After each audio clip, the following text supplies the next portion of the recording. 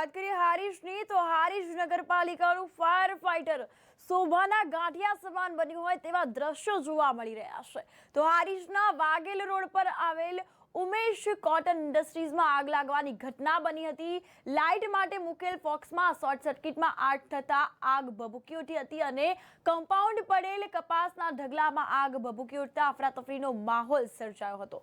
તો સ્થાનિકો તેમજ ઇન્ડસ્ટ્રીઝના મજૂરો દ્વારા આગ પર કાબુ મેળવવામાં આવ્યો હતો। ત્યારે હારીજ નગરપાલિકાનું લાખો રૂપિયાનું ફાયર ફાઇટર વર્ષોથી બંધ હાલતમાં જોવા મળ્યું છે અને આગને સમયસર કાબૂમાં લેતા લાખો રૂપિયાનું જે નુકસાન છે તે થતા રહી ગયું છે।